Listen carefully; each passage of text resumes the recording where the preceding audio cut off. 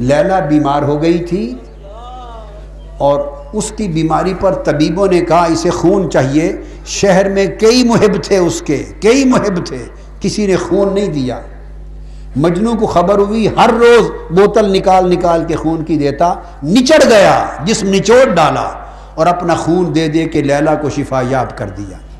مجنو کے خون سے شفا یاب ہو گئی. لیلا اٹھی، اس نے خیرات کے لیے زردے کی دیگ پکائی، یوں سمجھ لیں، اور طلب کیا سارے فقیروں کو شہر کے کہ میں خیرات بانٹوں.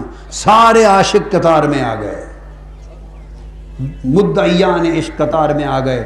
ہر ایک کا پیالہ بھر بھر کے لیلا دیتی رہی، ڈالتی رہی، دیتی رہی، ڈالتی رہی. ہر ایک کے پیالے بھر بھر کے ڈالتی رہی. ہر کوئی لے کے خوش ہوا. جنہوں نے قطرہ خون کا نہیں دیا تھا لے گئے.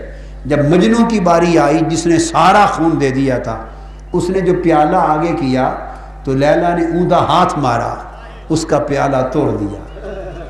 پیالہ زمین پہ گرا، ٹکڑے ہو گئے. مجنو پیالے کے ٹکڑے اٹھاتا تھا اور ناچتا تھا. پیالے کے ٹکڑے اٹھاتا تھا اور ناچتا تھا. مجھے ذہن میں نہیں، غالباً حضرت بابا فرید الدین گنج شکر نے بیان کیا ہے. میں کوئی قصے کہانی فلموں سے نہیں بیان کر رہا. ہوگا فلموں کا قصہ جہائے جہنم میں، میں تو عاشقوں کی بات عاشقوں سے پڑھ کے بتا رہا ہوں. تو انہوں نے کہیں سے لیا ہوگا. تو عاشق بتاتے ہیں ناچتا تھا مجنو. لوگوں نے کہا تو پاگل ہو گیا ہے. اس نے کہا تم پاگل ہو گئے. اس نے تمہارا پیالہ توڑ دیا، بڑے مجمع میں بے عزت کر دیا، کسی اور کے ساتھ ایسا سلوک نہیں کیا، تو تم تو چیختے مارتے، ڈر جاتے، چیخ مارتے ڈر کے مر جاتے، الٹا خوشی سے ناچتے ہو. اس نے کہا ناچتا خوشی سے اس لیے ہوں کہ کسی اور کا پیالہ توڑا ہوتا، کسی اور کا توڑا ہوتا. یہ جو سینکڑوں لوگ تھے، یہ سلوک تنہا میرے ساتھ جو کیا تو مجھے کچھ الگ جانا تو کیا نا، مجھے اوروں سے الگ جانا تو کیا.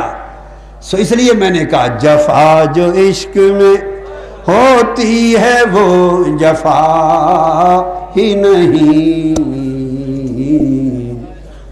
ستم نہ ہو تو محبت کا کچھ مزہ ہی نہیں. حضور داتا گنج بخش علی حجویری سے پوچھیں اس بنی اسرائیل کے عابد اور عاشق کا حال جس نے 70 سال پہاڑ کی غار میں عبادت کی تھی. کشف المحجوب میں اللہ پاک نے وہی بھیجی پیغمبر کو کہ اسے بتا دیں کہ تمہاری 70 سال کی عبادت ہم نے رد کر دی. جب پیغمبر نے آ کے خبر دی، پیغمبر نے خبر دی، اس عاشق کا چہرہ دمک اٹھا اور حالت وجد میں ناچنے لگ گیا. پیغمبر نے پوچھا تیری تو 70 سال کی عبادت تباہ گئی، بجائے اس کے کہ تو مر جاتا تو خوشی سے ناچتا ہے، کیا سبب ہے؟ اس نے کہا میرا کام تھا عبادت کرنا، قبول ہو یا نہ ہو یہ میرا کام نہ تھا، یہ اس کا کام تھا. میں تو اس لیے ناچتا ہوں کہ 70 سال جو عبادت کی صلہ مل گیا. بھائی کیا ملا؟ یہ کہ اس کے شمار میں تو آ گیا ہونا. ہائے ہائے، یہ اس کی مرضی، محبوب کی مرضی، چاہے مقبولوں میں لکھ دے چاہے مردودوں میں لکھ دے، یہ اس کی مرضی ہے، مگر اس کے کسی نہ کسی حساب و کتاب اور شمار میں تو آ گیا ہوں. 70 سال بعد آج محبوب نے یاد تو کیا ہے، پیغام تو بھیجا ہے کہ تیری عبادت رد ہو گئی، اسی پیغام پہ واری جا رہا ہوں. جفا جو عشق میں ہوتی ہے وہ جفا ہی نہیں، ستم نہ ہو تو محبت کا کچھ مزہ ہی نہیں.